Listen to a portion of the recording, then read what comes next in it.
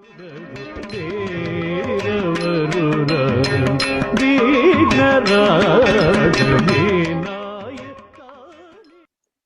afternoon. Good afternoon. Thank you for joining. I am Rose October, your host for Arts, Culture, and Things in Between. As I've been doing for the past few weeks, I want to do again today, which is to tell you a little about arts, culture, and things in between. This is a program that features individuals who are gatekeepers of our arts and culture. They're not only performing artists, but also teachers, advocates, and scholars who focus on the preservation of the arts and culture. When arts is mentioned, it is being referred to the different art forms, such as visual, applied, or performing arts. Examples of visual arts would be painting, sculpture, photography, and film. Examples of applied arts would be architecture, as in designing and or building or constructing. Under applied arts, fashion design can be found, which would include working with different types of patterns and fabrics. Jewelry design is also considered applied arts, in which the artist is working with materials such as wood, plastic, metal, silver, and gold, and working with various types of stones. Furniture design also comes under applied arts, working with different types of woods, the ways the woods are cut and designed. Performing arts now is another one of the features when I talk about arts. And under performance arts or performing arts, we can find music, photography, film, theater, opera, drama, singing, and stand-up comedy.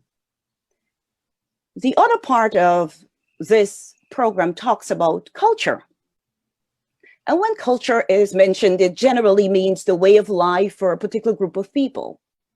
So for this program, it is inclusive to means the various groups of individuals that embrace the way of life, looking at attitudes and behaviors.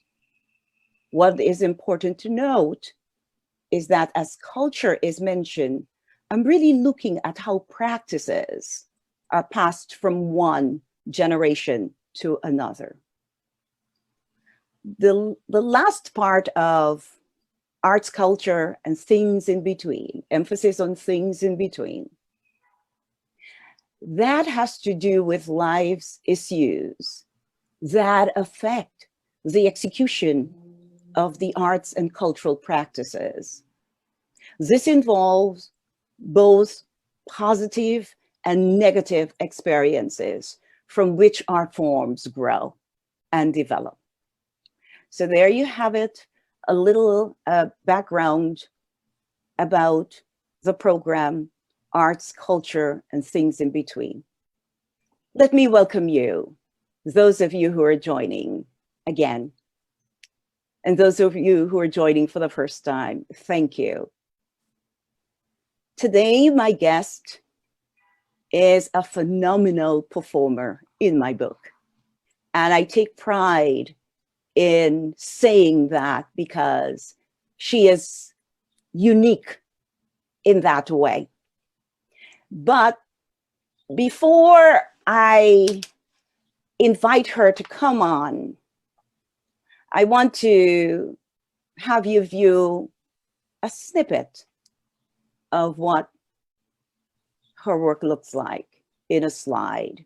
So we'll take a quick break and introduce you to my guest through a slide.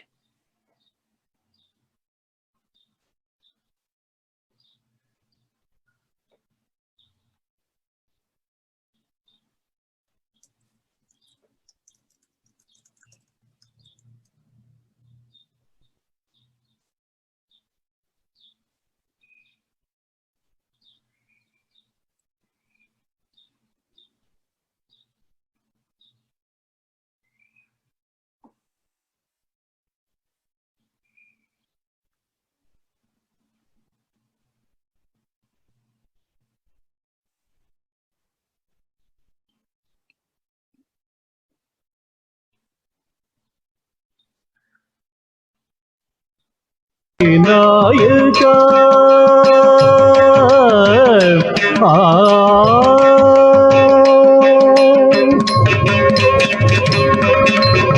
अनाथ रक्षका अनाथ रक्षका अनाथ रक्षका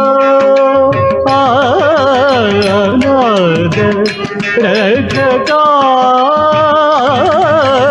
अनाथ रक्षका अनाथ रक्षक नीवे गाता आदर्युम.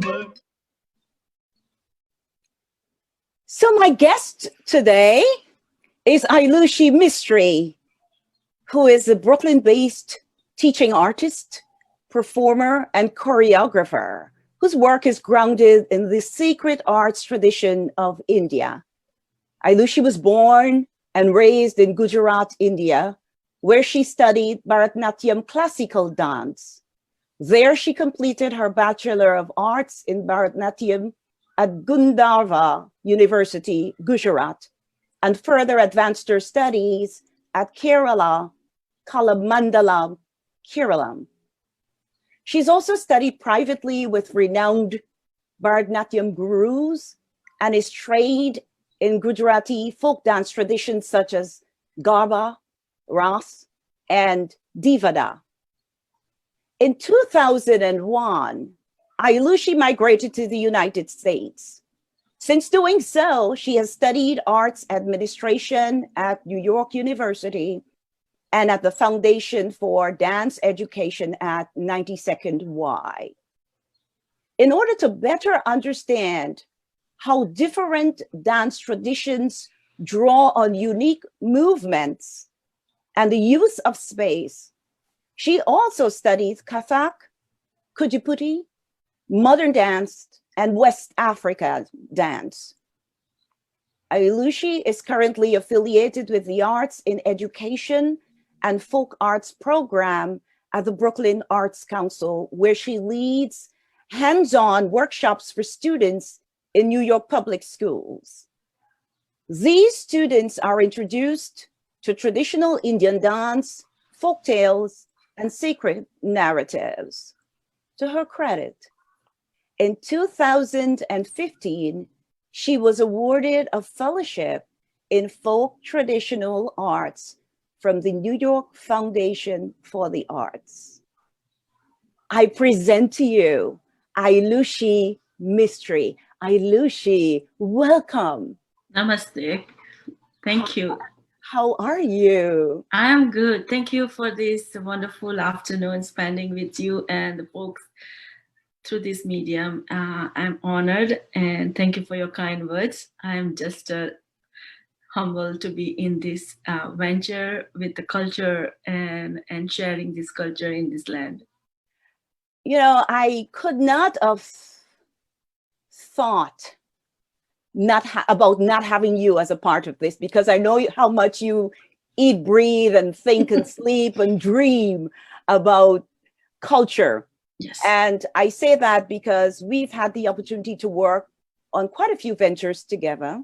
Mm-hmm. And I believe that our passions really shone through when we served on the same panel, when at the American Folklore Society conference. That was quite an experience. Hopefully we can get into that, but let's talk a little bit about how you got started with dance in India. Well, I will give all my credits to my parents, and especially my mom. Her passion for culture and especially dance. She did not have an opportunity when she was growing up.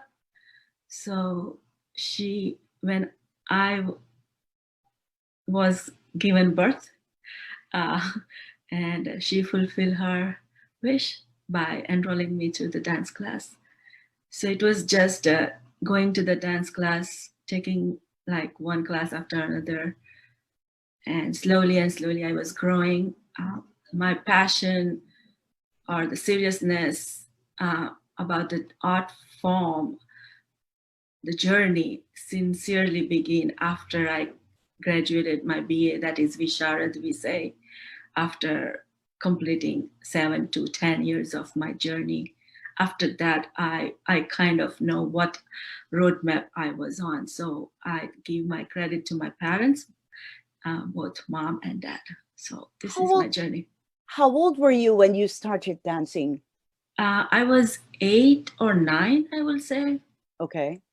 And just to give our viewers an understanding of how it works in India, you're 8 or 9 years old. Right. So this was an extra curriculum. So this was outside school. So on Saturdays, you go to 1 hour class. On Sunday, you go again for another hour class. And so first year, second year, third year. So 7 years of training takes place. After 7 years, you complete your Bachelor of Arts in Bharatanatyam. And then you go for furthers like masters and then further PhD. So by the time I graduate by doing my bachelor's in university with literature, at the same time I was continuing my dance journey. So it was like one day my mom just pointed out, did you know you had double graduate in bachelor at the same time? So I was at one time walking out with 2 bachelors simultaneously. So yes, I started my dance journey at the 8 or 9 year old, but then slowly and slowly I progressed with my dance journey. And since I'm from Gujarat, this Bharatanatyam is from South India. And to further study, to know what the roots looks like, because through the studies and books, it really inspired me to I really want to go and know where this art form is. So I was enrolled in Kerala Kalamandalam to do further studies. And I got enrolled and spent time just from morning to evening. It's just dance. So after getting my bachelor, I further went down south to know the roots of Bharatanatyam. What's down south? Down south is Kerala. That is a South India, where Bharatanatyam is from Tamil Nadu. And I was selected in Kerala Kalamandalam, and I started studying under a teacher. So that is a Kerala Kalamandalam. Kerala is a state, and Kalamandalam is a Kala, means art, Mandalam center. So it's a performing arts center. So all dance or music flourishes, teaching happens in that school. After I graduated bachelor's from Gandharva University, I took my trip to Kerala and stayed there for approximately 3 years. Wow. So I just want to go back a little bit, because I had asked you some history behind the first collage of pictures, the first slide that we showed about you. Right. And I know those pictures are very dear to your heart because it shows you as a youngster. Yes. A blossoming dancer. Correct. From the inception of. And those pictures are precious because in them, I think one of them, there is a guru, one of your gurus, your mom is there. There is the institution where you studied. Do you want to tell us a little bit about that journey, how you were able to be welcomed onto that great stage? Yeah, I had to really give you my treasure from my treasure box, those precious memories of my journey as a dancer. Yes, the couple of them were I was like probably in early teens. When I was studying in the schools, we have performances and like competitions. And so I had a couple of pictures from that age. And then when you saw a photograph with my mom, that is my Arangetal. Arangetal is after you complete your Visharad, you will have a platform to showcase and offer your dance journey to your teacher, to the audience, what you have, like showcase as a dancer what you have gained in this journey as a Visharad. And so that is every student's dream to have that performance. And I had been practicing for that performance for vigorously 2 years, because morning you go to the university, you finish your college, and then afternoon you again practice for your whole 3-hour performance. So it's a 3-hour long performance where you perform various dance recitals, and some varies from 3 minutes to other varies to 45 minute a piece. Wow. So those are also showing the strength as a dancer, how much you have gained knowledge about expressions, technicalities, and it's a combination of all those, like rhythm and a language of the dance, and as a dancer, how much you have gained that we build in those blocks as you have gained the knowledge. So that's like a first offering to your teacher in front of an audience and family member. It happens. So it's every time you go on a stage, bells plays a very important role. You saw a couple of pictures whenever I've been going on a major stage performance. Teachers gives blessing to those bells. Bells are very, very important in a dancer. So those bells are blessed, and then we put it on our feet. And when you say bells, I just need to interrupt. When you say bells, please Yes. tell our audience, what do you mean when you say bells? So actually, I do have my first bell, which I'm sitting. My mom had given me that.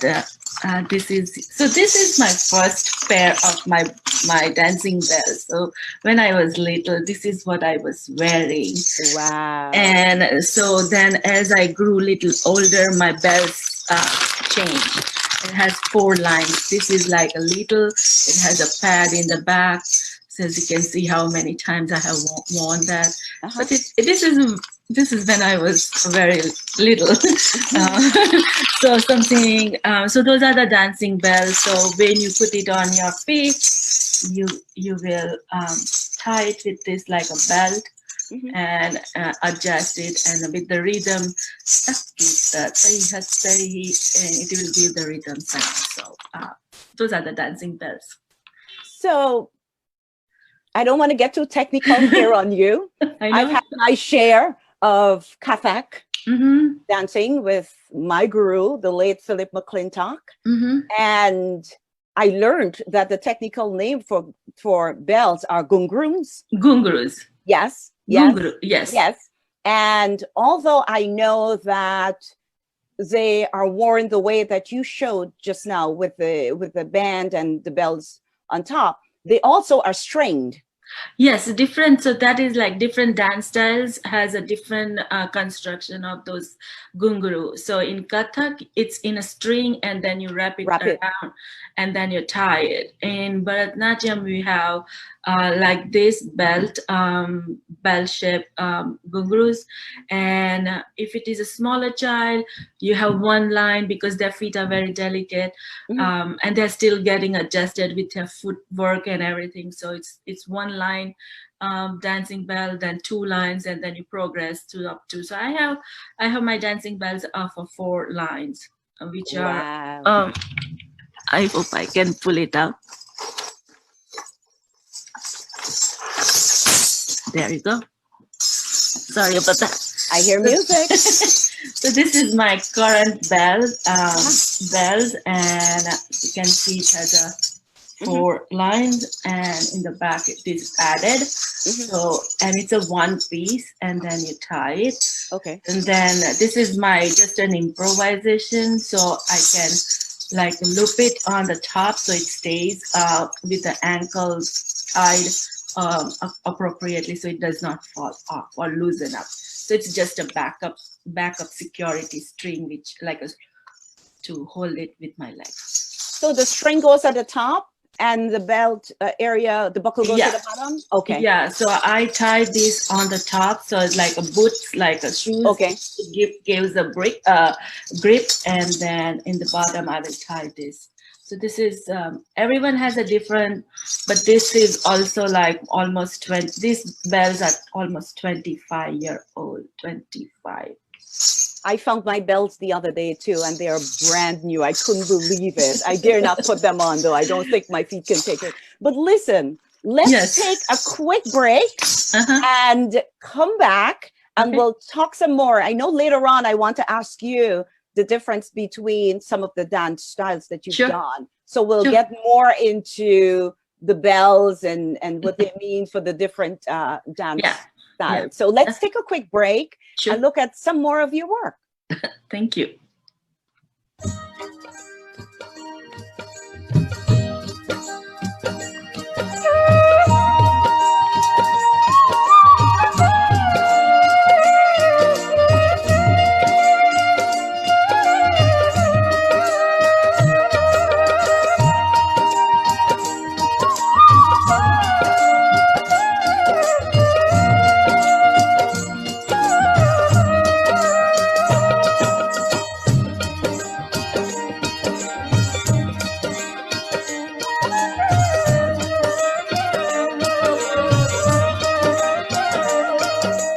लाल लाल लाल लाल रंग पे लके सुड़ा न sir तर पर पथरायो ऋतु no राजा पेलो फागणी अगणी आवी अल पेलो लहरायो फागण को राम तो आयो आयो रे आयो. Wow. It just gives me goosebumps. Sorry. I mean, all those stills, I mean, it's so expressive and quite moving to just watch those pictures. And I've seen you perform, so I know what an inspirational dancer you are. And before we go further, I would like to give credit to the musicians, because I know you asked permission to use the music for both of the two slides that we have had. The first slide that showed you with your upcoming years, the music, we should give credit to the music of K.A. Ganasham and Rishab. And for this one here that we just saw, this slide, we want to give credit to Feet Etienne Prasad of Harbor Lore, especially Chris Young and Eric Almedia. We want to give credit where credit is due. Thank you. So you're welcome.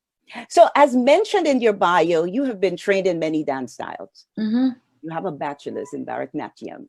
And I'm not going to ask you how come mom was so open to such an event, aside from the fact that it was one of her dreams being fulfilled through her daughter. I wonder culturally how that was for her.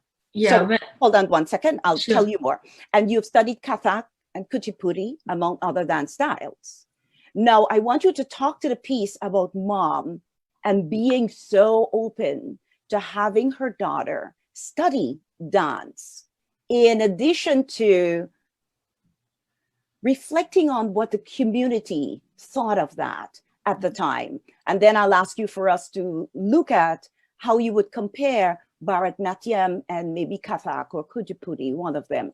But let's talk to how mom dealt with raising a child as a dancer. Definitely.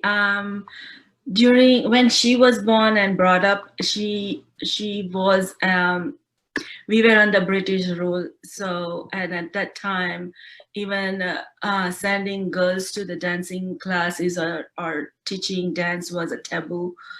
So coming from such a conservative background, because when so many invaders, I don't want to go into much detail about but like, so all the arts forms were not utilized appropriately.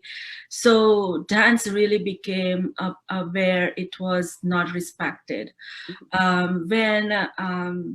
When our renowned gurus, when they started traveling to other parts of the world and got inspiration that there are so many classical dance styles in the Western part and it's respected so well in the community, and we have such a old tradition and a culture of more than 3,000 year old, like Bharatanatyam and all other dance styles, and because of all these political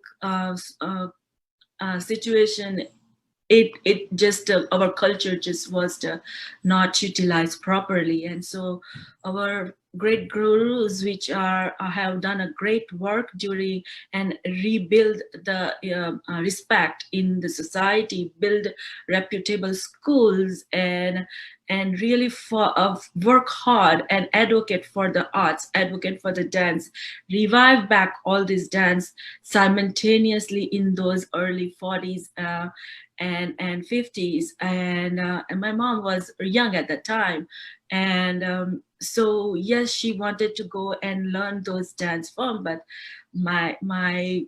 she did not have an opportunity for that. But though she found her different art interest too. She's a fine arts. She does a reverse glass painting. So she expressed her art in a different format, different vision, and she expressed that. And when she met my mom, when my mom met my dad, who is an architect, it was just a great union. Both of them were passionate for the art. And when I was born, slowly and slowly the world of dance was becoming more reputable now, more respected. Schools were more established, and the dance from South India started to travel further north. And when we had a first dance teacher in my city, my mom learned about that there is a Bharatanatyam dance class is going to start in my city. And I was very little, and she took me there and enrolled in that school. So it was her passion plus cultural changes and progress in the country, and then adapting again, and that I was able to benefit from what my mom constantly keep up with the current matters, that okay, and now it's time to send Aeilushi to dance class, so it is okay. So you've mentioned quite a lot in there in terms of very important points you've Yes. made. The fact that your parents were exposed to the arts, Yes. right? There was Yes. also a different movement politically. Correct. There was also that ability of the transition of culture, the transition of ways of life. Hence, we're talking about cultural practices, the importance of keeping culture alive. I mean, it seemed as though with what you just shared, you were destined to be in the arts. Yes, I'm fortunate, and I really am fortunate with my parents to have that passion. So yes, I can say I am destined to. But if parents have selected different field for me, probably I would be in that journey, and my journey would be different. But I don't know what I would have done without dance.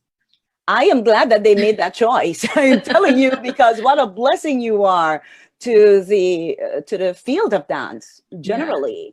Yeah. And I really admire the poise that you have, as not only as a performer, but the presence that you have as an individual. Right, and I also give more credits also those who are the dance advocates down south who started working hard to bring reputation to the dance field, any art field, music, dance, because they are like interconnected, because there are so many temples in south, which is like a literature crowd in the temple.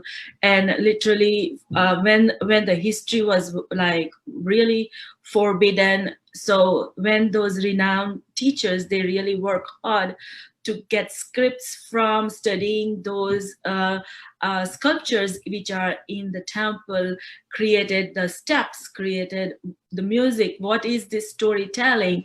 So those are the temple which are really today even exist, and it's a worth visiting, and it's like a literature right sitting there, and you can learn from the sculpture. So this is the hard work which our teachers has gone through in south to revive back, and from those sculptures today we are dancing, transforming that static sculpture but transforming into a movement. So that's a vigorous work they have done, and also fought against the taboo and bringing. So that was one aspect of it, and my parents another aspect of it. So with those two aspects, like many dancers today around the globe are benefiting from those two benefits. Yes, hard work from our renowned teachers who has worked initially to break through the taboo, and parents who has taken interest to enroll their son, their daughter, and exposed to the rich culture and heritage, to pass it down to the next generation. And today I'm sitting here in America, miles away from home, and sharing this culture and heritage to this land. So yes, there is so much.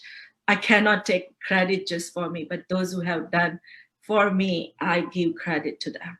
You know, I'll steal a little limelight from you right now, because you mentioned your teachers, and there have been two significant women in my life who are my teachers. Mm-hmm. And I know for sure one of them is watching with her son, Kevin. And that is my dear beloved teacher, Stella Walcott. She is my love. She is my mother. She's my everything. And I know that she's beaming right now. Mm-hmm. But she has been instrumental in starting my dance career at the age of 9. Mm-hmm. And those of you who are wondering my age, I'm just old now. I'm not going to tell you how old I am, but I want to pay homage, take the opportunity like you are right now to pay homage to your dance teachers, your gurus, and those who've supported you, and do the same thing with you. And say thank you to those individuals who have nurtured me, especially my teacher, Stella Walcott, who is watching today. Teacher Stella Walcott, thank you, my love. I love you. I love you, my mommy. But I want to ask you the other part of this question that I had put forward when we started this segment. Which two dances would you like to compare? One of them, I would say, let one of them, I'm taking back that question, let one of them be Bharatanatyam, which Mm-hmm. is your expertise, Mm-hmm. right? The one that you're most comfortable with. Mm-hmm. Which other one would you like to talk about in terms of how they work, whether similar or differently? So when I was studying, and as a dancer, your body has learned the muscle memory and express it the way you want to move. So I had taken Kuchipudi and also Kathak, and man, on a first day, my body just broke. It's like, I cannot move. I said, what happened here? Because now with the Kuchipudi and Kathak, I'm using a different muscles and formations, and I'm like, wow, it was just one of those aha moments. Like, yes, I have been doing my dance studies since I was young. So I have gained the strength in my muscles, and my muscles is ready to jump into another dance style. But no, I was wrong. I have to shift my mental to accept these new nuances which is been presented by the students. So Kuchipudi compared to Bharatnatyam is like a springing dance, and in Bharatnatyam we have 3 speeds. We can say 3 speeds for slow, medium, and fast. If you were to mouth those speeds off, could you give me a bowl or two?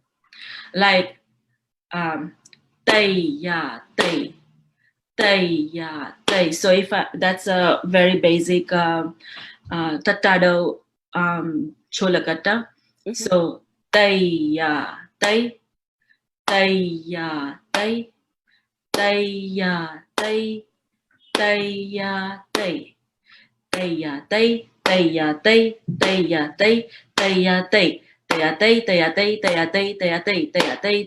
tay ya tay. So this is how progression in a scales it increase. So the scales remains the same. But so hold on one second.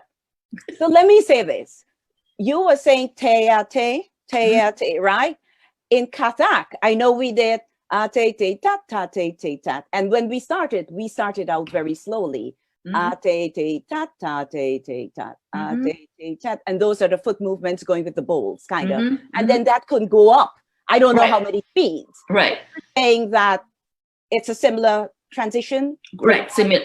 Okay. From slow, medium, and fast. So it's like 4, 8, 16 kind of a transition. Okay. So in Kuchipudi, I learned that 4 speeds.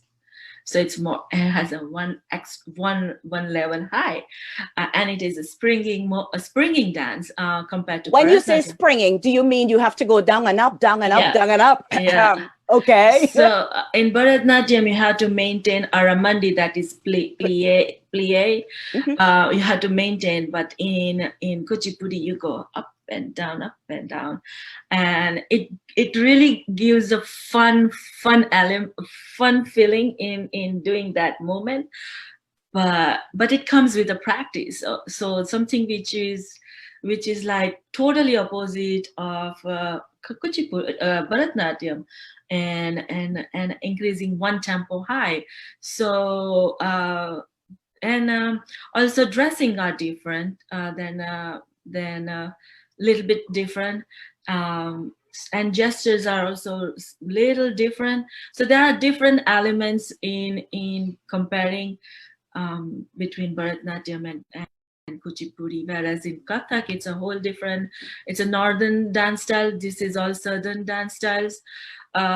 So you can follow rhythms with the Kuchipudi. With the northern, you have to adapt whole North Indian Hindustani music. This south is a Karnataki music. So with Kathak, you have to spin a lot. Spin, and it's more that is not that many much plie or aramandi, and so it's more spinning movements. So it's even the rhythmic is different. Right, I was about to say that. Rhythms are different. Everything is, language is different, dressing is different. So it's totally opposite to the north and the south. And it's just like, yes, you are trained dancer, but when you start working with different dance form, your body is not tuned to adapt the new. So you have to, and now you have to come back to your original dance style. And like so and when I expose myself, my challenges, taking with to just how the special in those dance forms works, because it's not similar, it's different. And going into those adventure, allowing yourself gives you an amazing feeling, which I experienced. So, which is like something you discover new within you as a dancer. And also include extending your dance vocab too. Right. Yes. So it's every dance form. Every dancers are doing such a great job, working hard, vigorously, day and night to get those movements right. So the passion goes behind, the hard work goes behind, to execute those moments and tell those stories. Because these are all the dance styles in India, which are the common denominator is telling a story. So we are telling stories through gestures, to expressions, to footwork, through body movements. So you have to acquire those skills. So one of the things that I admire of Bharatanatyam dance experts is really how those poses are held. You know, for Kathak, you might just pass through a pose and then you continue, right? And you move. It's very fluid and all of that stuff. But there is a special presence that Bharatanatyam dancer brings, because it's like you have to hit those poses, those sculptures like on point. And it gives such vivid photographs when you see a Bharatanatyam dancer being photographed. I'm wondering, in addition to paying attention to those sculptures that you talk about, maybe statues, was there a special class that you had to do to learn that? So when we go through this vigorous 7-10 years of a journey of as a student, each year you have different training. So first 2 years you acquire training to get your body adjusted with all the techniques, footworks, your hand gestures, expressions, and it's like one block after another block you're given. So then you're in second, and then third, fourth year, you will be exposed to telling a story, small stories. And that is like, you have gained gestures, you have gained knowledge of expression. Now you have learned the technique, footwork. So now those are the blocks. We have to now put it together in a sentence formation, and now you're going to tell a story, which are so that is a practice you build upon on every year. And it's sadhana. We say sadhana is like a meditation. Meditation is deep involvement in those stories, because yes, you feel within when you are learning, you feel within, but to bring it outside on your face, it's only you get it through deeper connection and getting involved in that character. Because when you are performing solo or in a group, we are all, but so when you're performing solo, you sometimes enact 3-4 different characters, and each character has their own position, and you have to constantly switch through one character to another character, and based on the story, you have to swiftly change those expressions and emotions.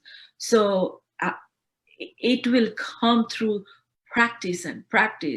And yes, it's a journey, and every time certain dance forms which I pick it up, when you transform yourself in those characters, and when you finish your dance, it takes a time for me to come back as Aeilushi, because you have an opportunity, not as an Aeilushi, but you have an opportunity to be a Krishna, to be a Shiva, to be a Ganesha, to be a Hanumana, to be a Rama. So, and those are like mighty gods, and you have to embrace their power within you, and you have to feel those energy within you. Then only you can justify and reach to the audience whom you are telling this story. So I'm having a goosebumps just telling you, but it takes time when I come back into my normal Aeilushi space, because it takes you in. So it comes through a lot of practice. A lot of meditational practice to get into those expressions and moments. So what I'm also hearing is that spiritual connection also. Yes. You have to be able to transition there to really build that. Become, yes. Right. Yes. If I want to be like Shiva and who is furious, I have to feel him. I have to, then only I can bring those expressions. But if or a tender moment when mother is taking care of her child and putting the baby to the sleep, you have to transform yourself into that motherhood. So it's immediate transformation. And when there is a Krishna who is like playful, trying to play on the bank of river with his childhood friends and doing all this mischievous, so you need to transform into those mischievous moments. So so you can in this very, as a dancer, you go through a childhood to a mother to a deity, and based on so you need to swiftly transfer into young and adult and every moment of our journey. So it comes with a lot of practice. So I'm also hearing some acting / drama in there. Yes, kind of. When you are doing all the story, it turns into a one act. If I'm dancing alone, I like a solo dancer. It's a one-man show or one-woman's show, putting together and acting and telling the story. So story is not just one person's story. There would be so many characters within it, like Parvati and Shiva and Kartikeya and Ganesha. So there's a family of 4 having their afternoon, and whatever story is you are performing. So you're transforming into 4 different characters. Wow. And so, and if there are 4 individual as a dancer, like a group performance, then each one is depicting those characters. Then one person is just doing one part of the character, and the others are distributed. So then it becomes a different. It's like a ballet. It becomes like a theater production. Okay. Good. So this is a good time to take a break. And we'll come right back and talk some more with my guest today, Aeilushi Mistry, who is a renowned Indian dancer whose expertise is in Bharatanatyam. And I just want to welcome those of you who've joined us late. You are here with us at watching, that is, Arts, Culture, and Things in Between. And I am Rose October. We'll take a break and come back with my guest today, Aeilushi Mistry.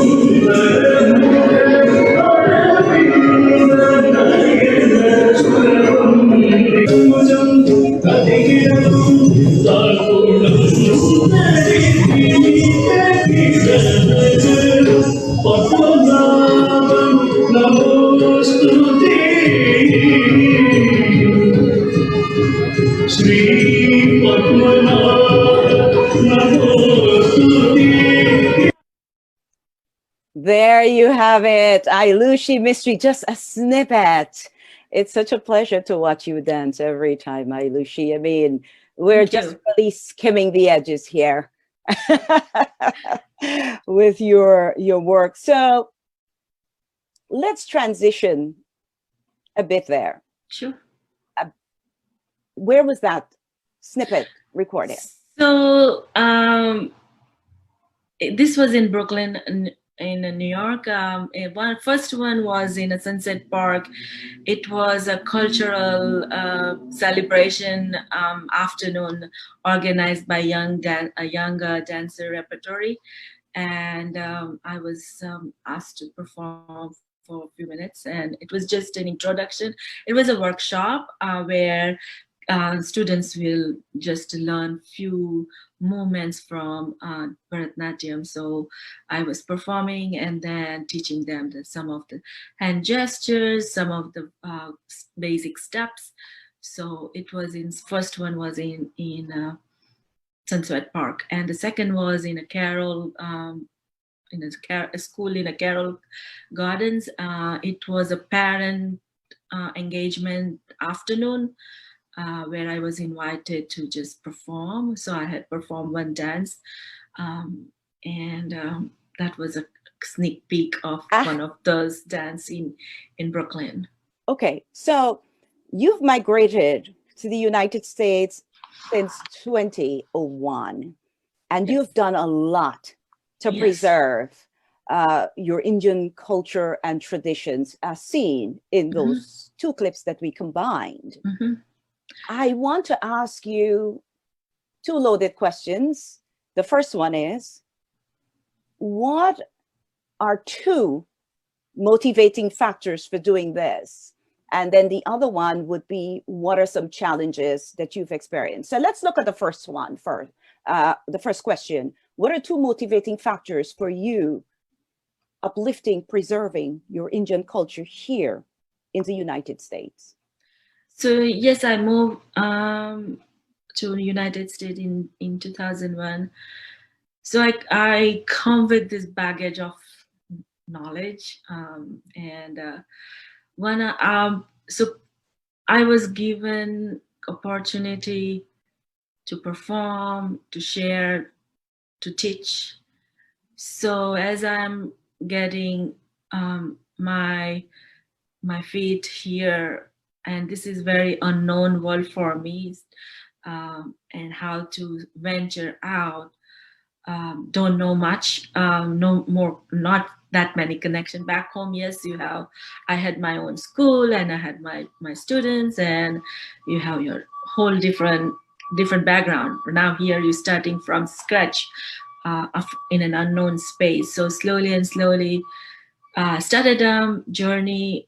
And yes, my passion for my dance was deeper at that time, and I didn't want to just let it go, because I work hard in that, and I was just trying to be patient, like what are the opportunities out there, and how can I be part of that culture and tradition to continue here, because there are many Indian families also here.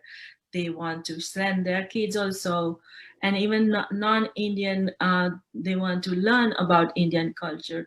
So I was at the same time being exposed to both world, and it was a great it was a great moment for me, just not to restrict myself in Indian culture, but like also work with non-Indian community.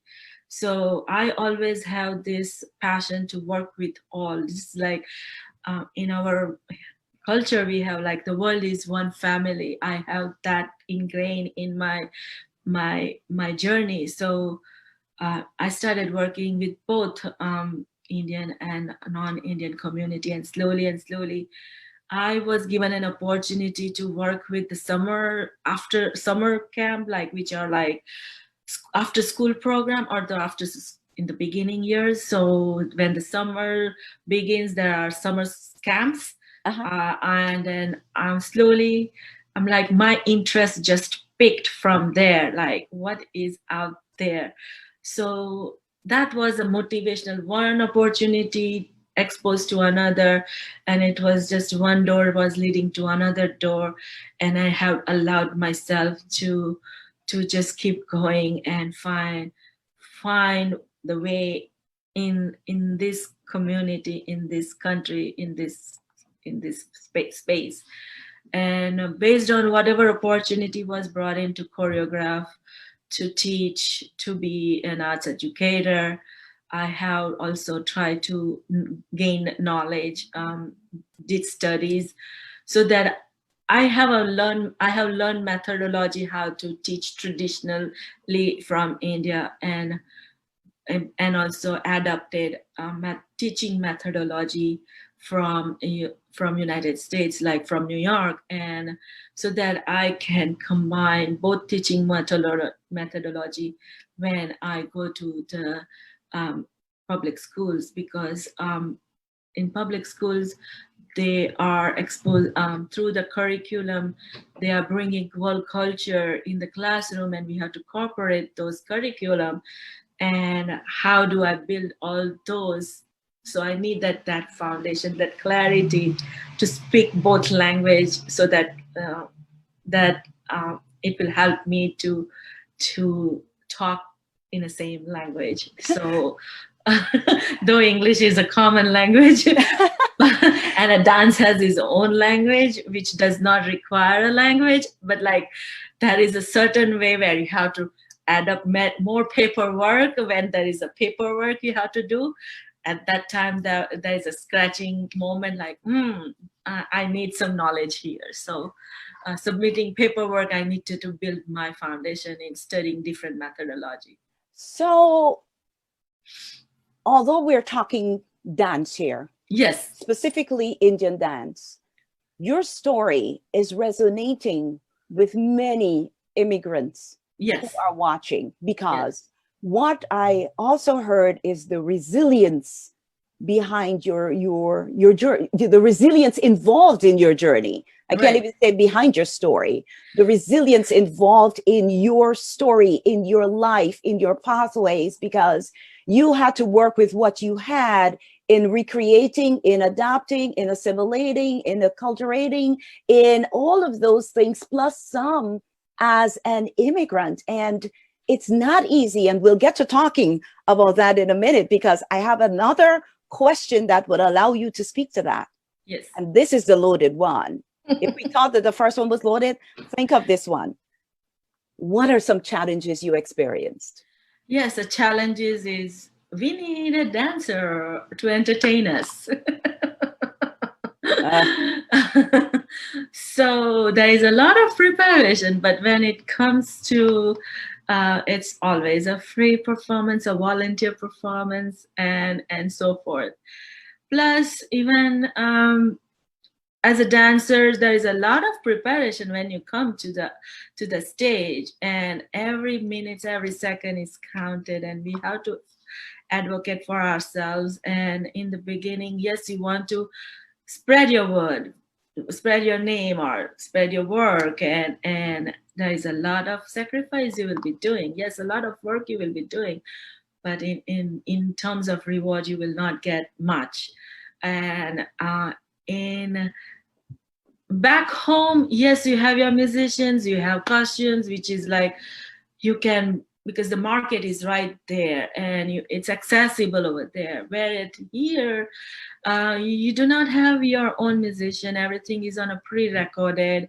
You do not have access to the material. You do not have access to, so everything is like, what do I have in my closet and I can make it through happen. And it's like from very little you have to present pristine performance. So what can we do from very little limited resource? And that is a challenge here, and everything is like going back. So whenever I go back to India, it's always like think of what can I bring back for my performance or my teaching tools or teaching material, and everything is over there. Here, if I find it, it will be very costly. So this is a journey between two worlds. Just because as an immigrant, I'm sure many immigrant dancers also have a similar story. It's like your luggage is your dance material, your instruments, your everything what you need. So nothing else you're bringing, but is for your art form. And yes, find it. It's a lot of because my art form compared to other art form is very limited need, I will say, or request, because it's Bharatanatyam, it's from India, it's a very geographically narrow down selection, whereas here kids are exposed, or our community is exposed to modern dance, salsa, tango, hip hop, all those which are like popular, whereas Bharatanatyam and other dance styles which are from other parts of the world has a very limited request. So it comes down to very small opportunity. So when you get that opportunity, I am just thrilled to have that opportunity and make it even 5-7 minutes performance the best I can do to connect with the audience, to introduce to the culture where I am coming from. So there is a lot of, today I am here, but it took a long year to break through the market, I will say. It was not an easy journey. It was as a dancer, we are trained to keep smiling face, but inside it's lot of preparation and lot of you get up, keep going, take the next step, keep going. And not easy. No, It's not easy. It's not easy. And one of the things that I know as an artist myself is that we make it look so effortless, what we do. Yes. So others feel that they can just mimic us until they try something and they realize that they should not have tried it without supervision. Mm-hmm. And here one more I would like to add is weather. Weather plays another crucial role in a dancer, because I will say approximately 7 to 8 months we are in a cold weather. So my dance form is barefoot and going in this weather. The classrooms or the performance space is cold, and you have to strike your feet with barefoot, plus traveling with the public transportation, so you have to carry everything with you. So there are lot of preparation goals which are challenging, and you do not have enough space to get ready instantly. So it's like as a dancer you are lugging everything and making it happen. And yes, when you come on the stage, as if it just did. It was magic. Yes, exactly. Magic. But like, yes, weather plays an important role. Barefoot in a silk dress, and so forget about the pain. Go home, warm it up, and but you have to go through those. I cannot dance wearing any other shoes or anything. It's a barefoot, so you have to warm up. You have to have that energy, build that energy in when you begin your performance. So it's a lot of meditation, I said, which will help you to go through this struggle and a journey, which gives you the strength. So it's a lot of meditation involves to uplift your energy.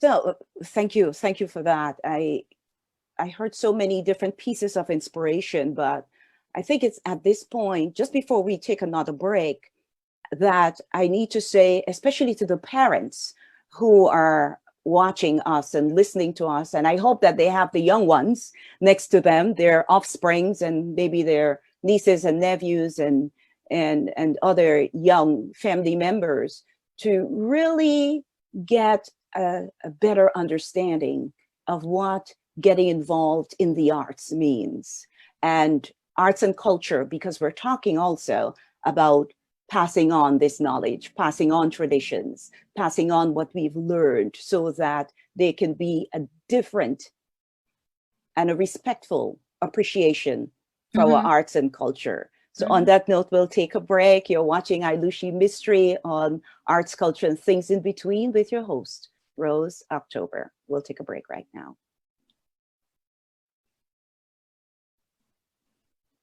Is about paying our respect to, we address as Mother River, respecting the valuable resource this river provides to us for every living organism, human being, as well as life in the water.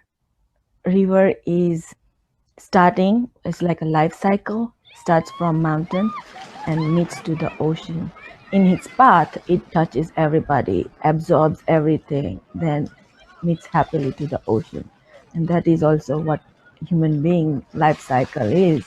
We begin our journey and we finish our journey. River sea is with us, and we are just asking for protection, blessing for the whole journey we live together. And we want to be with the peace and harmony, and with our all the wishes and hope, we go to the nature and ask for those wishes to be fulfilled. So river has heard everybody's wishes and sorrows.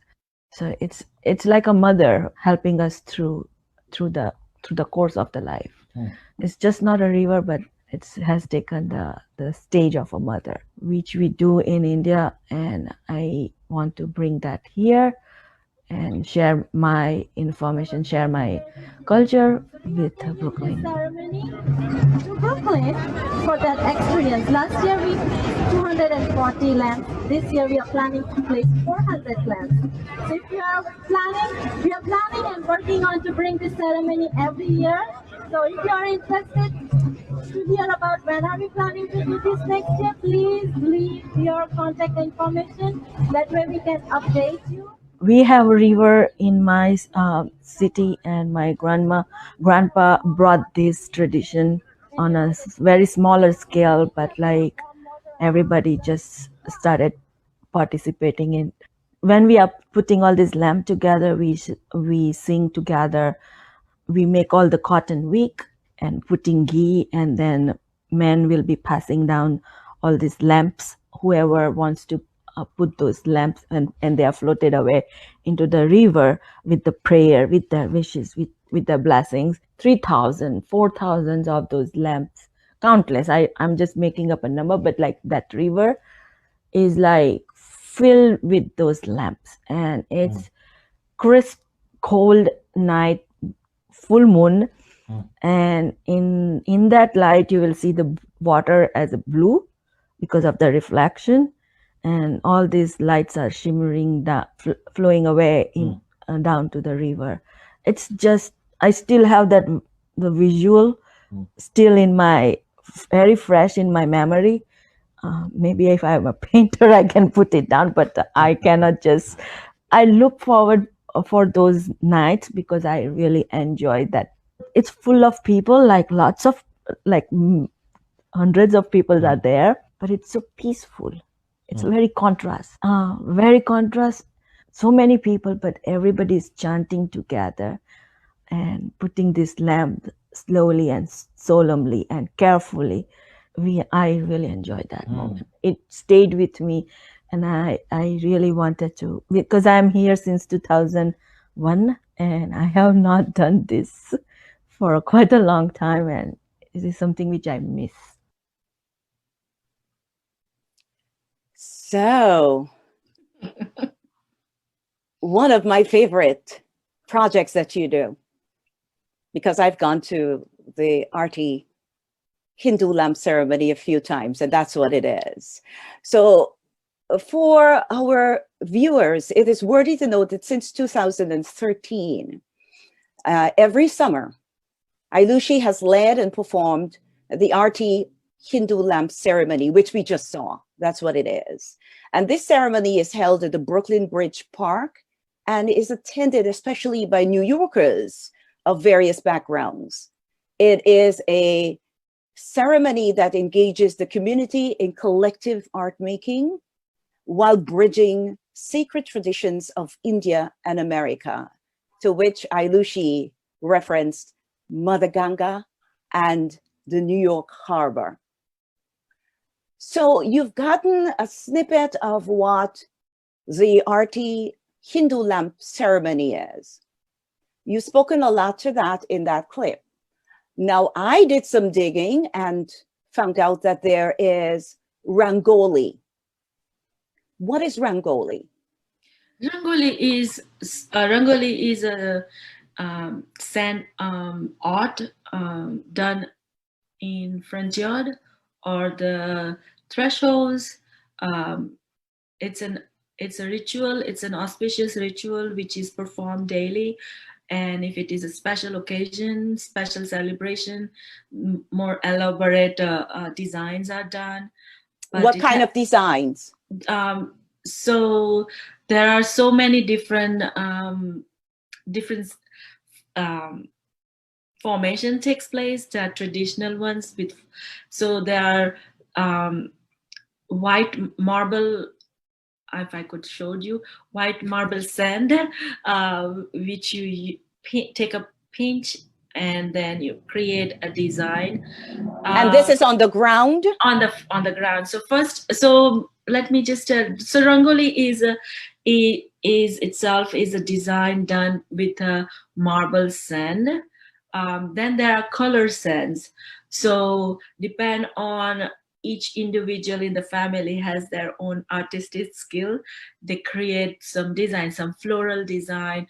Then there are some geometry shapes, like you just put the dots and then you create a pattern joining the dots, and then you fill colors based on what colors is inspiring you to fill. And so there are free forms. So depend on each and every individual. My sister-in-law does two simultaneously strokes, which I could not do it. So I was just blown away when she got married, and first day she started doing this. I'm like, whoa, I do not know. Even today, I still I can do one line, but she can do 2 lines, and many can do 4 lines. So all these the gaps, you hold the sand and then you release some gap, and then you can create 4 line strokes and you create a pattern. My sister-in-law can create 2 line stroke and create a pattern. I only have a grip of 1 line pattern. So it's depend on everybody has how they can use their hand as a brush to create those patterns. Basically, in the morning when you wake up, you clean yourself, and then you offer to and sun salutation, and then you offer to holy basil water, and then you also sprinkle water in front yard, and then once it dried out, you create this rangoli. Is just again another ritual, meditation ritual to generate a positive energy in your living surroundings. So my house, your house, everybody in the community is just doing that. So we are collectively doing this ritual every day, charging. Meditation is just not with the mind and body, but also cleansing the surrounding area and charging the positive energy. When you dust, when you sweep, you are removing the negative energy, and then you are bringing the positive energy. Okay, so to clarify for those listening in, is this done at any particular time, or it's a daily ritual? It's a daily ritual in the morning and in the evening. Some also do it in the evening, some they don't, depend on their busy life, depend on where they are living. Even if you're living in an apartment, sometimes they do it inside or on a threshold of the front door. So depend on where you are living. If you go to India, you will see some smaller marking or just a dot also, which also represents a rangoli. So as our life is becoming, we say, busy, and we want to still stay with our tradition and rituals every day, we continue adapting and modifying, practicing our rituals. So rangoli, and if it is a Diwali in the new year, the whole street is filled with rangoli. So everybody is participating, doing elaborate rangolis. Beautiful rangolis are also done not only sands, but with different flowers, different vegetables, different fruits. It's depend on the harvest season. Whatever the harvest is, we incorporate that, putting lights, the diva, also in those rangoli, because light represents life and also purifying energy. So these are the rituals which are daily performed even today. It's been performed for many thousands of years, and we are still carrying those traditions. Let me ask you, would I be accurate in saying that for those who don't know what a rangoli is, that they can think of it as maybe a handmade carpet? Yes, right now people are also familiar with mandalas. Right now there are so many coloring books like distress or coloring books are Yes. available in the market. So basically what you see, those designs in a mandala, in those coloring book, those are done on the floor using those sand powder, which are very fine, and using the flowers, you can create the petals. You pluck all the petals and you create a different rangoli. So to juxtapose that, the rangoli and the arti lamp, Hindu lamp, the lamps are hanging. They're formed in a particular way, from what I remember. Could you talk to the structure of the arti lamp, Hindu lamp? Again, lighting lamp is also very spiritual aspect of the ritual. It is representing life. So anytime you go to the temple, or even in the front yard, or even placing a lamp in the at the holy basil pot, or even in the kitchen where we place water pot for our daily consume, we place a lamp. So lamp is playing an important role in our journey, which represents life. Okay, I'm just stretching this, right? Now, the lamp is just a light, or is it fire? It is a fire. So I'm trying to find an object. I know. but that's all. Okay, so hold on one second, because we'll go further with this. So the lamp is fire. Uh-huh. And then you use the ghee in the bowl with the designs, with the wishes and everything. And then it sails along the water, right? So how do you connect the lamp with the fire, and then this ritual of presenting your wishes, your prayers in the bowl with the design?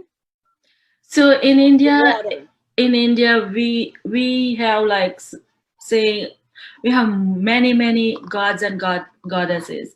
We are also very respects nature. We have animals, sea creatures, birds. We have those also given a platform of a god. So we believe in nature. We believe in nature is our teacher, and so we respect everything in India.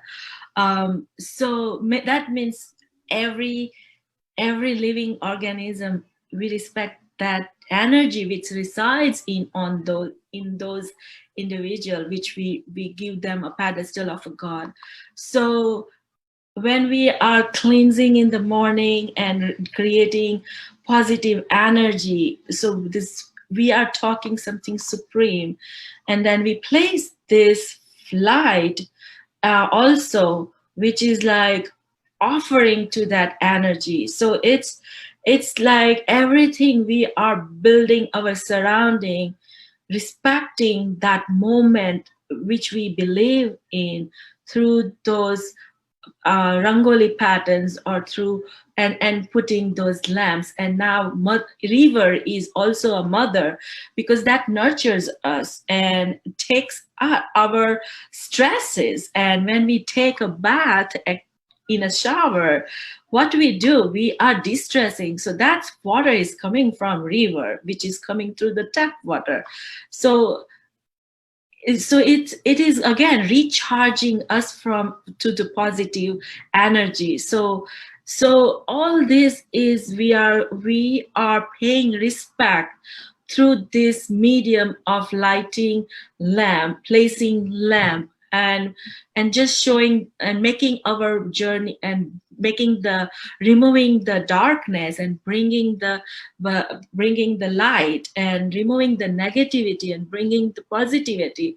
So whether it's a river, whether it's your front yard, whether it's a kitchen, whether it's a tree, those are something which we are constantly meditating and that is our daily ritual. And we are respecting one another also. The soul which resides in you, or in a peacock, or in a lion, it's just that energy through the lamp. Thank you. Thank you. I hope it makes sense. It does. It does.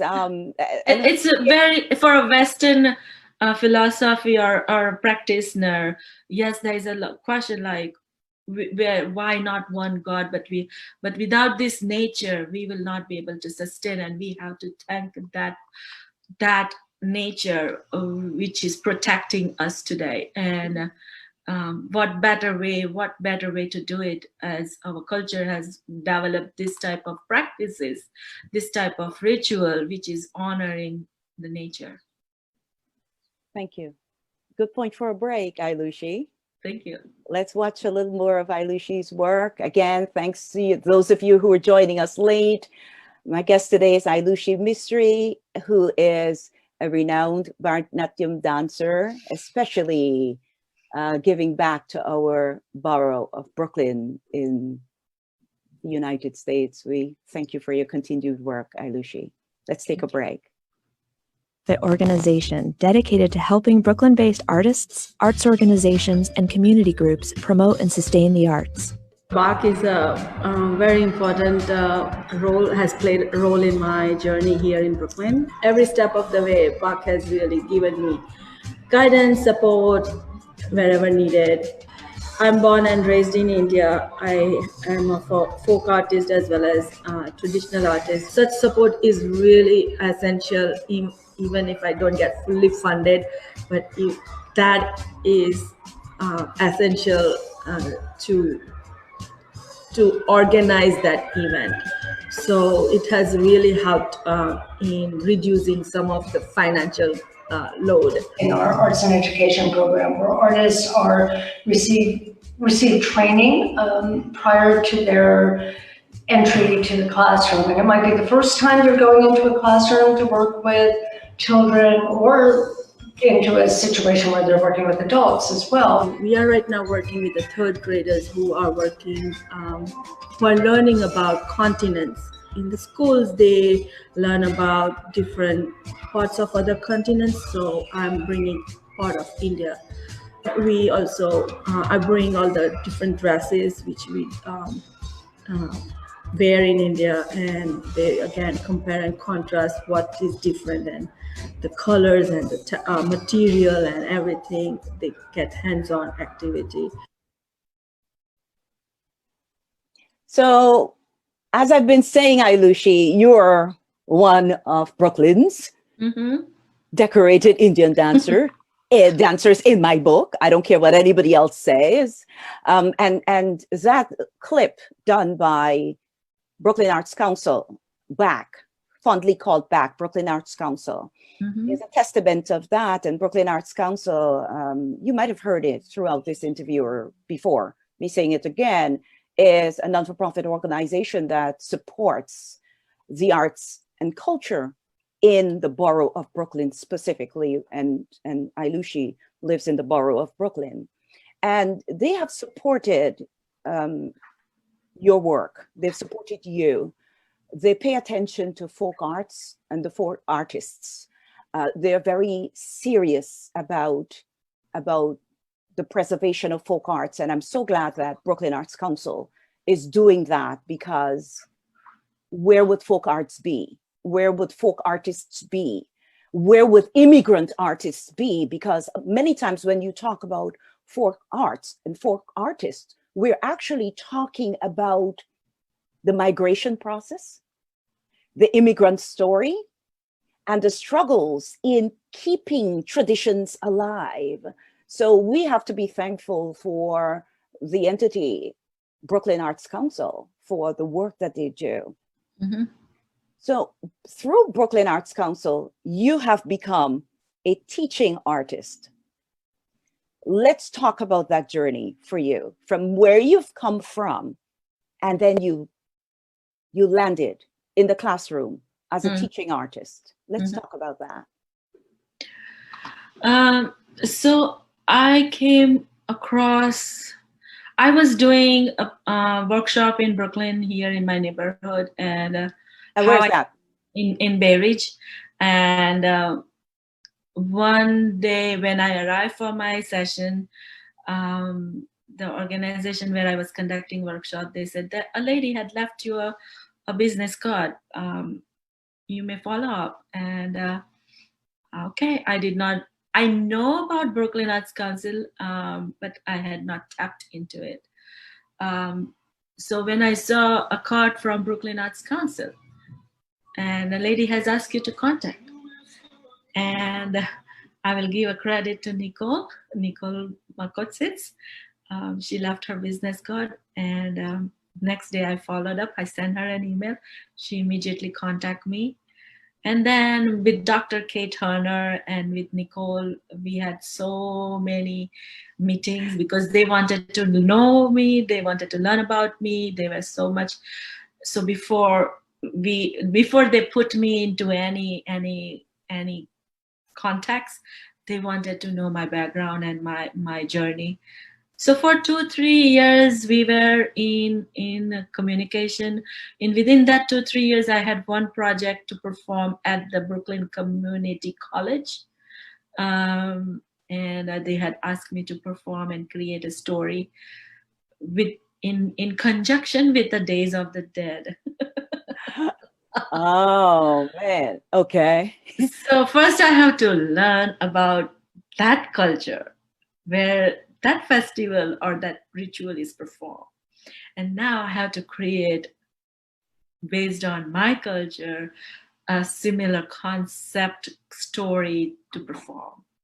I am like, was scratching and a challenge. I'm like, this is a challenging, because now I have to build two cultures together through my performance.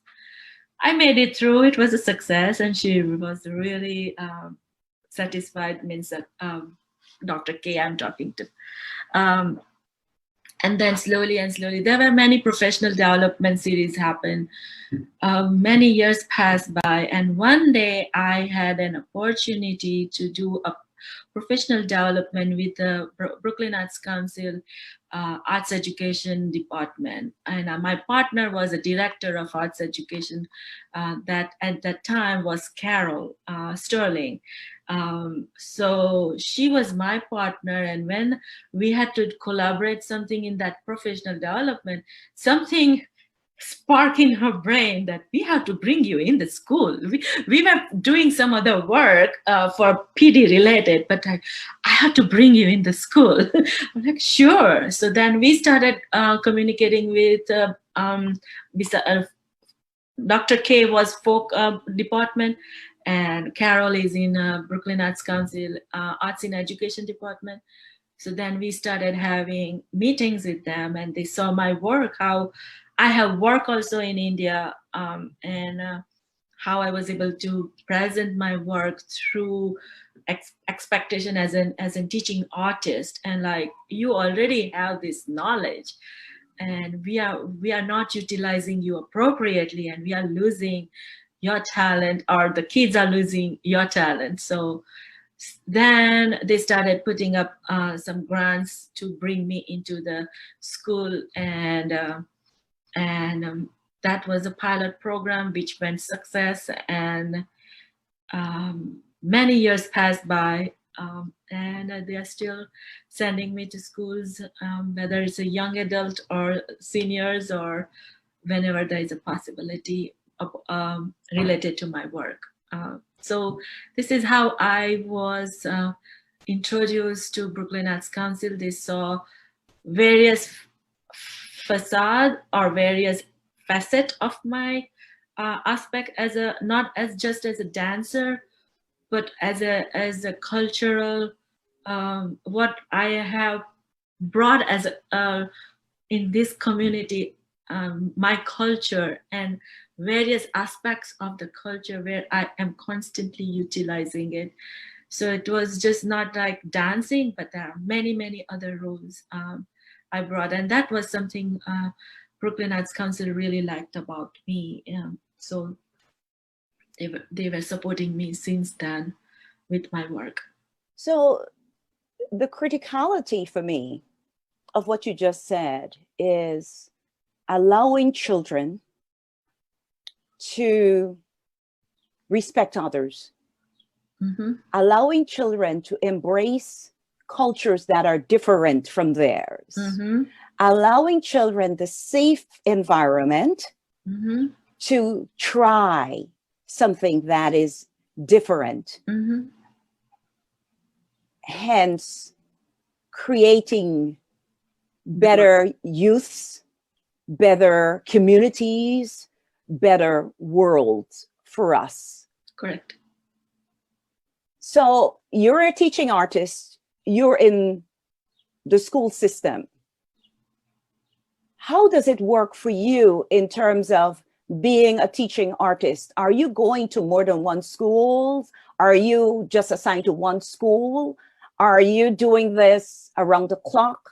How does it work for you as a teaching artist? So when Brooklyn Arts Council starts communicating with the schools, when schools informs Brooklyn Arts Council that we are looking this time of the year, exposing children to different culture, and if they say India, then I will be appointed for that. They will send my portfolio, and if they select, then we start having a meeting what the school wants from me in that residencies. So we plan, and then I'm brought into the school, into the classroom. So there's a lot of also communication takes place, planning process takes place, and those with whatever age range, they gave me background, what are their expectations, and what can I bring into the classroom. So that is how I am in the classroom.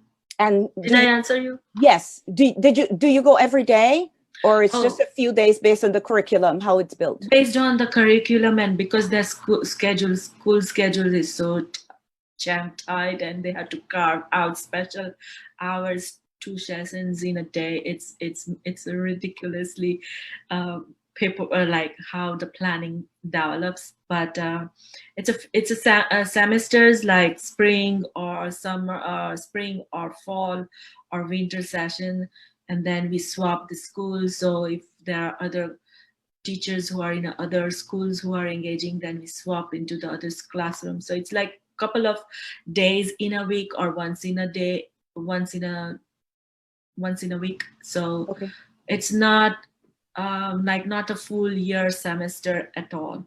Okay. So it's like sometimes a couple of schools, sometimes one school per season.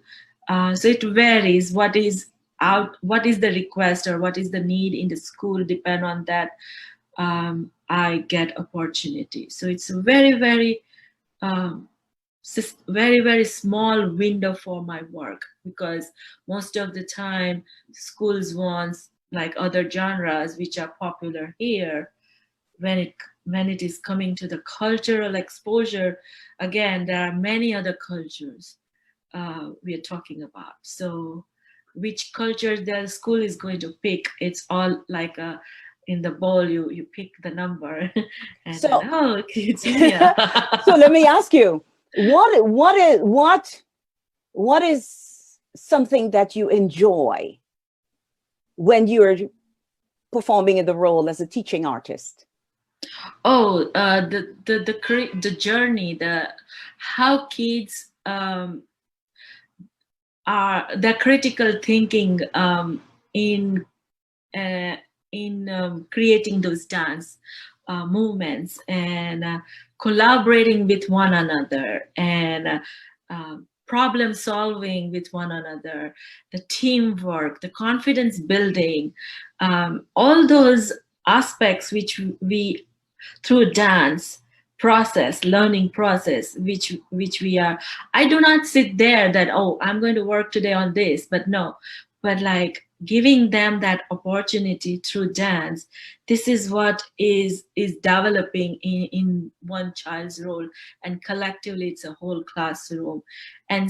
And they themselves are very surprised that when we look back, like how we started on a day one, which they had zero interest, or I will say zero context, and then how they have evolved after culmination, and they do not want to let me go. And even teachers also, like, I hope we can hire you full time. How did you do this? And sometimes teachers also gives compliment, which is like, yes, my work is done. When I would never forget this child, and teacher gave me this compliment on after culmination, is that thank you for reconnecting with my student, because I have a different connection with my students. They are raising their fingers all the time when they are asked questions. Before, that many fingers were not coming out, and now this has given a different confidence in them. So listening to this in the different classroom activity, their behavior, even they are doing maths, but they are doing takita takadimi, takita takadimi. They are learning maths, but when they are doing homework, they are reciting my Sholakata. And teachers are amazed at how they are doing this multi-learning process. And that is something which like my role as a teacher, I have done. I have given that child that moment to go forward. So let me ask you, how do you make the connection with confidence building, math, and doing well when they come to your sessions? How do you tie those together? It happens magically, I guess. No, it's just by respecting them, by those talking to them in a most respectful way. The kids are still learning, and they do not have information. So we have to have a patient as a teacher, why they act that way, because they are still learning. So we have to respect them, talk to them in their language, and give that opportunity to ask the question, so that we can give them that information, share knowledge, bring those visuals. It's a lot of work goes in that, a lot of repetition. If you make a mistake, it's okay. You get up again and do it again. Let's do it again. It's okay. But effort to do dance is like your brain is developing some movement, but when you try to bring that in your body, it does not happen. And that is kind of breaking them, like, I cannot do it. Let's try again. What? Okay, tell me, how does your movement look like? Draw it. So there's a lot of process goes behind. So they will either write it in a paragraph, or we are giving them a language of a dance language, yes, but those kids are not aware of those dance language. They can only express within their limited vocabulary. So we are developing their vocabulary. So we have to reach within them to pull out those movements, what they are describing, so that we can incorporate in a dance process. So it's a lot of dialogues exchange taking place. But like, okay, you cannot do it. All right, sit down. That is not how I work. I will literally give that child an opportunity. Okay, take some time, rethink, and we can revisit on that, but I will come back to you. And that is giving them more confidence that teacher is taking interest in me. So what's embedded in there? Two things, my takeaway: art therapy and dance therapy. You're saying, okay, draw it for me. That in itself is a form of expression. Right. It's a form of release. Like dance, if we were to put dance in a different context, dance can also be considered therapy. Right. So I am putting this together in a different way for our viewers to get it, about how empowering being an artist can be, or being involved in the arts can be. Because many artists will say they're just lost away in their own world when they're creating, whether it's a dance, whether it's a painting, whether it's a sketch, whether it's a piece of music, whether it's a poem. It's just a way of de-stressing. Right. And I go ahead. I'm going to also connect why I asked them to draw. I will connect back to my beginning conversation where the dance, when my great teachers has done a great work to revive back the dance. They went to the temples and learned those sculptures. So reconnecting from those sculptures, I am dancing today because of those teachers' hard work. So something which was drawn on those temple's wall, something which was carved on a temple wall, and that journey I'm not forgetting. So these kids which are born in America from different culture has not seen at that age my culture or my country, but whatever visuals I have presented to them, whatever I'm sharing my practice here, and they are developing their movement with to cooperate in the dance. So that's why I'm like, I want to see what you are seeing is a visual. So that is where I'm connecting my journey. You know, I like that. I like the parallel process because you're making that connection from where you came. Yeah. Those students will be able someday to make connections from those experiences that they've had with you. Right. I mean, I listen to you and I am making connections. For example, when you mentioned your gurus earlier, I mentioned Teacher Stella, who is like another mother for me, to me. She's my teacher, she's my everything. And so is Daphne Rogers, who is another mother of mine. And these are women who were strongholds in my life, fixtures in my life, who have allowed me to develop as a young child, as a young lady, as a young adult, as an adult. I am an adult and I'm still referring to them. You are an adult and you're referring to your gurus. And oh no, I will never forget them. And this is the part of the journey that is very critical to us passing on the knowledge that we've gained. But you wanted to say something. Yeah, in one of your questions, when you were mentioning that in a dance, in Bharatanatyam, they sustain those poses. What they are trying to make an association is those poses with those temple carving, the sculptures.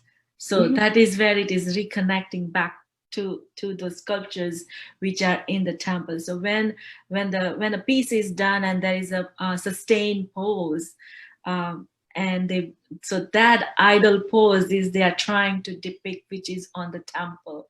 So that is where again connecting back to those temple sculptures and painting. It always comes full circle. Yes. So let's take a break. Again, for those of you who joined us late, I'm sitting here with Aeilushi Mistry, who is my guest for today. Obviously, she is a well-rounded expert at Bharatanatyam dance tradition. I'm still a student. Still a student. And that's the great thing with being an expert. You're continuously learning. Yes. I learn from those kids also every time when I go to the classroom. I learn something. Yes. And learning is a lifelong process. Yeah. Let's take a break, Aeilushi. Sure. Okay. Like that. So you're using pataka. So let's do it again. Pataka, Tripataka, Ardha Pataka, Kartari Mukha, Mayurakya,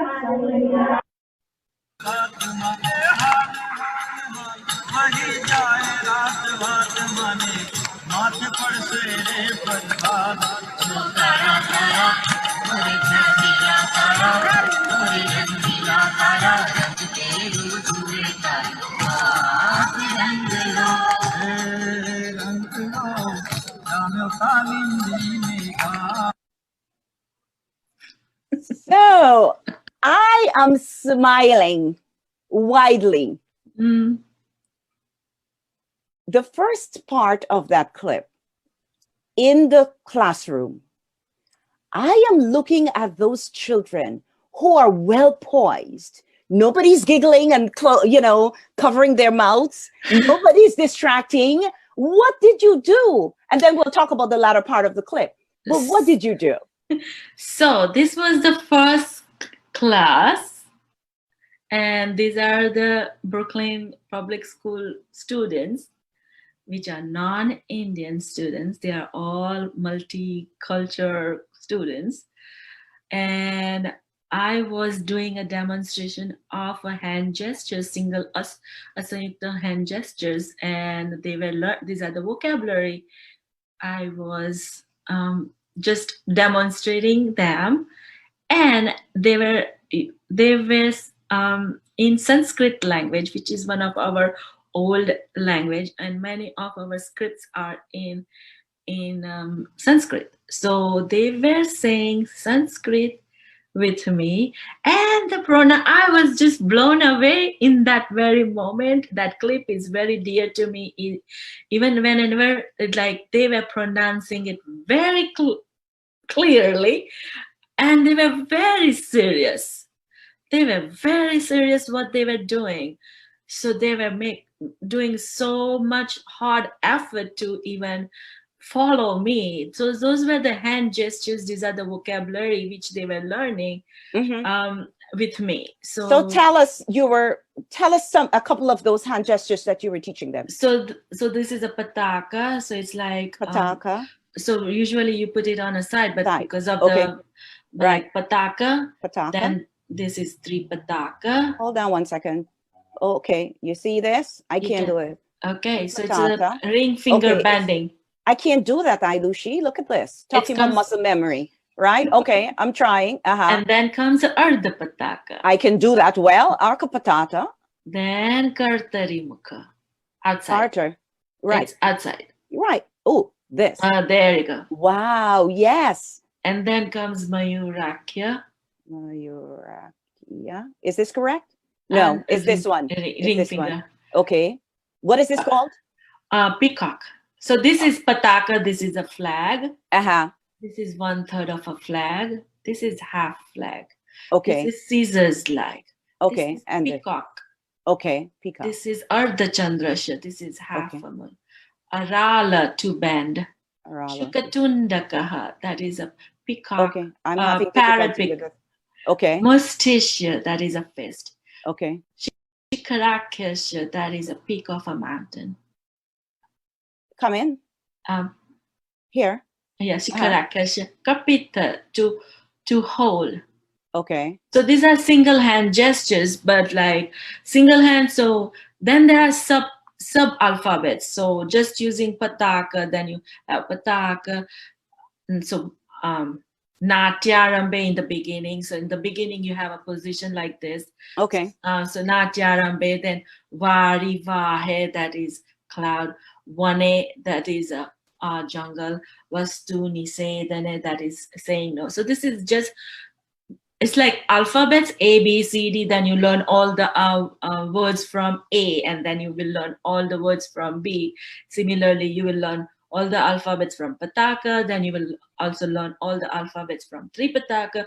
So it's a language you are learning. So one of the things, go ahead, and I'll tell then you tell a story. So it's like, this is a Sinha Mukha, but I am using that as a mouth of a cow, or depicting a cow. So I'm like, with the pataka hand, I'm like showing my affection, pampering that cow. Okay. And then with another Sinha Mukha, I'm feeding that cow. Oh. So these two figures. I need the dance vocab. I can't have that. But then there is a lotus, right? This is a lotus done one way. This is a lotus done another way. This is a lotus done in a different way. So this is showing a stamp of a lotus. Okay. And then a flower is blooming. The lotus blooms slowly and slowly. And then this is a Brahmaraschaiva, which is like this. So it's a bumblebee which is going around lotus. Okay. So you're telling a story using those hand gestures. You, with the pataka, you're showing the water movement. Water is like with the waves up and down coming, a still water coming, a still water flowing. So just showing different types of water movement using different hand gesture. Water is flowing from the top and meeting to the ocean. So you go from a high to low. Your body movements are adjusted to show the movement, like flowing water, which is very high, and then you do the low pose to show that water has flown from the mountain hill and now merging with the ocean. So there are so many things. This is a fish. It's a whole language. So let me ask you, one of my observations, and correct me if I'm wrong, is that the hand sometimes are very like, what's the word? Inflexible. Fluid. Well, you say fluid, but I'm thinking more like inflexible. Inflexible. Okay. Inflexible for some of the for some of the movements. And yes, there is all of this, and there is that, and there is that. But to me, when I compare Kathak, the way that the hands are used, right? Kathak, to mostly of what I take away, and this is just Rose October in a bubble, right? Take away with the hand movements, some of the hand movements, I should say, of Bharatanatyam. It seems as though there are times, most times, and I could be wrong, most times there is that inflexibility of the hand to tell the story. But I might be off from your expression. Yeah, depend on how inflexibility you are observing. Okay, could it be depending on the story too that the dancer is telling? Depend on it depend on the choreography, depend on the story, and what's the whole aspect of that. So it depends on that. But but for me, it's a fluid. Yeah. And there is a lot of practice happens. You have to do the whole exercise for hands so that your muscles are in tune as your like language you're speaking. So depend on the choreography and the topic or the story. Yeah. Well, you know what? Confession. This is the closest I've gotten to Bharatanatyam. This is the closest, you know, and I wouldn't rule out taking a dance class. I wouldn't, although I know it would be challenging for me because I have such an extensive background in Kathak. You know, I can really see me struggling to hold down the fingers and, you know, get it right. Struggle is important. that one in dance, that vulnerability is important. Yeah. I take it because of my own personal experience. Yes, I'm not going to expose myself to other dance form because I want to be a Bharatanatyam, the purest Bharatanatyam student and a performer. But I just wanted to expose myself to other genres. Is just to be in that moment, how your body is. So just that vulnerability is important. Yes. Lifelong. That's and I'm with you there. I'm with you there. We're partnering on this one. So we're getting, believe it or not, we are beginning to wind down. You believe that? I cannot. There's so much to talk and. Yes. Let me ask you. Yes. Oh, I'm so sorry. Finish your thought. You wanted to say. No, it's fine. I'm okay. Okay. So I had asked you about the children, how they adapted to what you were teaching them. And then the other part of the clip, the latter part of the clip was definitely community work. You were actually out in the community, in the environment. And I know that you do a lot of that too. I'm not going to focus our last few minutes on that. But what I want us to focus on is in this reality that we're living with the coronavirus, also known as COVID-19, the coronavirus disease, also known as COVID-19, and you being a teaching artist And you being an artist, you being a performing artist, how has the pandemic impacted you and your work? Yes, you saw that clip, which was performing Garba. That's a folk style from Gujarat. That's one of my dear dance style, and I enjoy. Which clip? Is that the one in the school? No, outside in the Brooklyn Bridge Park in a circle. Okay, okay. Second clip in that video. So that's a folk style, and there are so many folk styles which I have performed here with the community. And this was like a first time Garba being performed in a Brooklyn Bridge Park, which was like amazing moment for me. Like, oh, bringing Garba in the Brooklyn Bridge Park. It was like one of the highlight of me. And I had selected a song which is for the river and performing at the river. So my work is with community. My work is engaging a hands-on activity, whether it's in a classroom or whether I'm doing artist ceremony, or whether I'm doing performances in a community in various locations. So now with the social distancing aspect which this virus has brought, is I was like, I pause how I'm going to work now. What are my options?